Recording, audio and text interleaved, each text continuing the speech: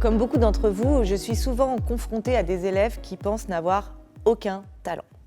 Il faut dire qu'évoquer la connaissance de soi, savoir repérer et connaître ses atouts est souvent difficile, même pour les adultes. Alors pour des collégiens ou des lycéens, ce n'est vraiment pas une évidence. J'utilise la ressource « Parler de soi quand on n'a rien à dire » au cours du premier trimestre avec mes troisièmes, après avoir laissé au groupe classe le temps de se constituer. En plus de l'activité Arbre des talents décrite dans la fiche d'animation, je peux proposer à mes élèves, selon l'ambiance de classe et les personnalités de chacun ou de chacune, l'activité Blason. Il s'agit d'une activité sur feuille qui consiste à faire produire pour chaque élève le blason qui va symboliser ses forces et ses atouts. Vous pouvez trouver pas mal de modèles de générateurs de blasons en ligne, c'est très simple à se procurer. Après la phase de production individuelle, on réalise un temps de mise en commun qui peut même donner lieu à un véritable mur dans votre salle. Le Speed Orientation est un autre dispositif phare, véritable temps fort de l'année que nous mettons en place en équipe au collège. Le nom du concept semble parler pour lui. Il s'agit en effet d'un entretien d'une courte durée, environ 10 à 15 minutes, pour faire le point sur la manière dont l'élève de troisième se projette pour la rentrée suivante. Nous avons adopté pour ces entretiens des partis pris qui viennent faciliter et enrichir la réflexion de l'élève sur lui-même. Pour mettre en place cette action, nous organisons tout d'abord une réunion avec les professeurs principaux de troisième, les conseillers principaux d'éducation et le psy-EN pour élaborer ensemble une grille qui permette à tous les professeurs de guider l'entretien.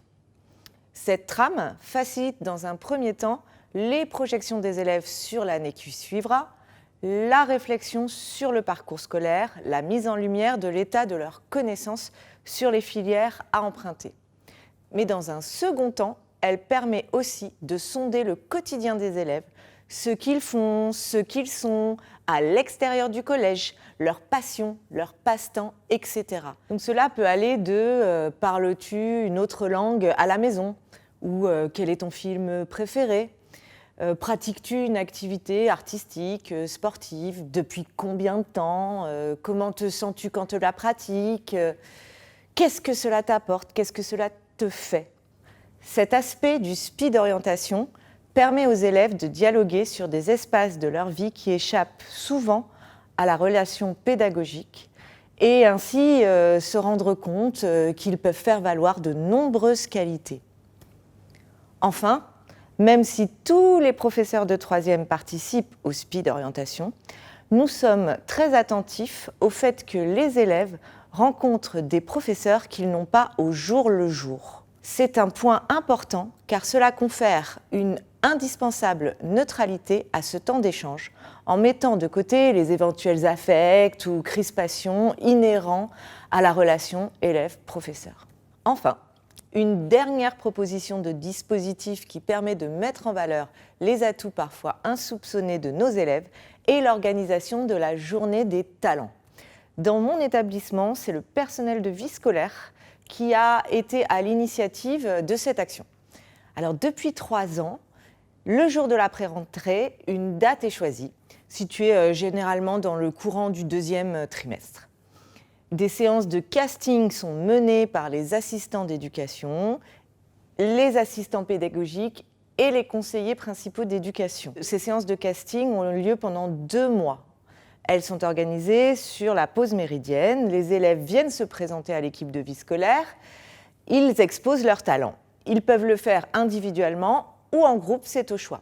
Et ces castings, ils ont pour but de s'assurer que les propositions s'inscrivent bien dans le cadre du dispositif et permettent aussi de lister l'ensemble des participants à la journée. Avant cette fameuse journée des talents, les membres de la vie scolaire et les personnels de direction réunissent les talents et organisent une répartition dans le collège de chacun d'entre eux, de la manière la plus pertinente possible. Par exemple, si un groupe d'élèves de danseurs a besoin d'espace, on va plutôt les diriger vers le foyer, qui est une grande salle dans notre établissement. Si on a besoin de faire passer de la musique, on va aller dans une salle dédiée à cet effet.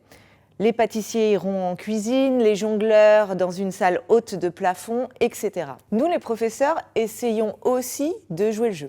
Si notre rôle le jour J consiste surtout à encadrer les élèves qui viennent découvrir leurs talentueux camarades, nous menons et participons à une chorale au chant chorégraphié.